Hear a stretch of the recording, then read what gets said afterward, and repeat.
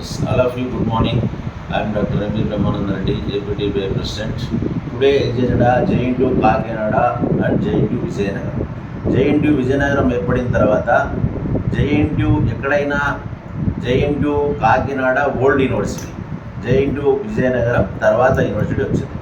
ఎక్కడైనా JNTU కాకినాడ నుంచి Vizianagaram deputation వేస్తారు. కానీ ఇక్కడ విచిత్రం ఏంటంటే విజయనగరం నుంచి అక్కడ ఉండే స్టాఫ్ను కాకినాడకు రప్పించుకున్నాడు ప్రసాద్ రాజు గారు, వీసీ, ఇంతకుముందు వీసీ. అసలు అది మరీ ఘోరం.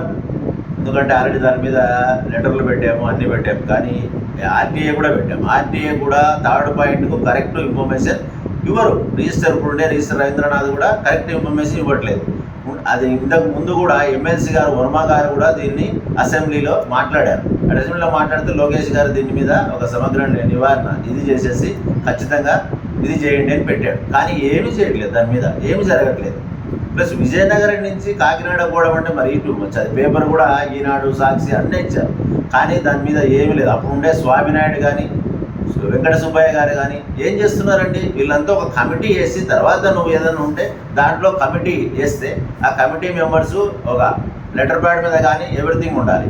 దీన్ని వీళ్ళు ఏం చేశారు, మామూలు ఒక వైట్ పేపర్ మీద తీసుకొని అప్పుడు ఉండే హేమచంద్రారెడ్డి గారు, ఇప్పుడు ప్రసాద్ రాజు గారు, సుమలత గారు, సుబ్బయ్య గారు, స్వామినాయుడు గారు, అప్పుడు ఉండే రిజిస్టర్ JNTU విజయనగరం, వీళ్ళంతా కలిసి ఊరికి సైన్లు చేసి ఇది చేశారు. వైట్ పేపర్ మీద ఏంటండి ఇది, ఒక పద్ధతి పాడు లేదా? నన్న యూనివర్సిటీలో కూర్చొని టీ తాగుతా జస్ట్ పేపర్ మీద అట్లా పెట్టేసి ఇది చేసేస్తే ఏంటండి క్వాలిటీ ఏమవుతుంది ఏంటి? అక్కడి నుంచి విజయనగరం నుంచి కాకినాడ పోవడం ఏంటి?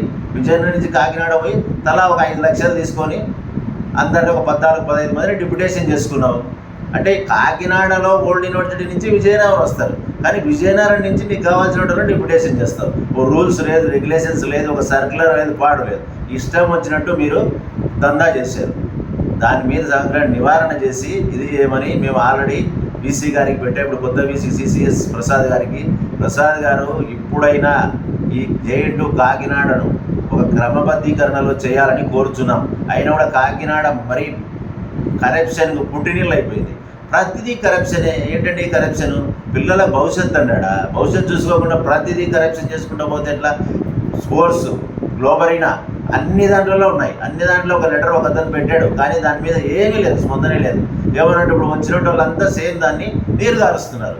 దయచేసి పిల్లల భవిష్యత్తు, మన పిల్లలు కూడా ఉన్నారు, అంత ఘోరంగా చేస్తే ఇక మనం శాలరీ ఎవ్రీ మంత్ శాలరీ తీసుకుంటున్నాం గవర్నమెంట్ నుంచి. గవర్నమెంట్ లోకేష్ గారు మీరు ఊరికి ఏదో చప్పుడు చేస్తున్నారు, యూనివర్సిటీలకు అంతా మంచి ఏదో వీళ్ళను వాళ్ళను వీసీలు ఇచ్చినారని. ఇచ్చింది కాదండి, దాన్ని అప్డేట్ చేయాల్సిన ఇది అనేది మీకుంది ఎడ్యుకేషన్ మినిస్టర్గా. JNTU కాకినాడలో ఏం జరుగుతుంది ఏంటి అనేది ఎవరు తెప్పించుకోండి, అంతా డేటా తెప్పించుకోండి. మీకు కూడా తెలుసు, మేము కూడా ఎన్ని పెట్టామని ఒకసారి చదవండి, ఎన్ని లెటర్లు పెట్టామనేది. ఏం చదవకుండా ఏం చేయకుండా ఊరికే అప్పుడప్పుడు ఆటోమేటిక్ అప్డేట్ పంపిస్తే మాకు అసోసియేషన్కి ఏమొస్తుందండి? మీరు JNTU కాకినాడలో ఏం జరుగుతుంది, పిల్లల భవిష్యత్తు అండి. మీరు కరెక్ట్గా ఎడ్యుకేషన్ మినిస్టరు పిల్లల భవిష్యత్తు కోరుకుంటే యూనివర్సిటీలను క్రమబద్ధీకరణలో పెట్టండి. వీసీలు వచ్చారని కాదు, వీసీలను కూడా కరెక్ట్ చేసే పద్ధతిలో పెట్టాలి. కరప్షన్ జరుగుతూనే ఉంది కాకినాడలో. విజయనగరంలో ఎందుకు మీరు ఇది చేయలేకపోతున్నారు? దాన్ని ప్రభుత్వం వస్తాను ఇది చేస్తాం అది చేస్తాం అంటున్నారు. ఏం చేశారు?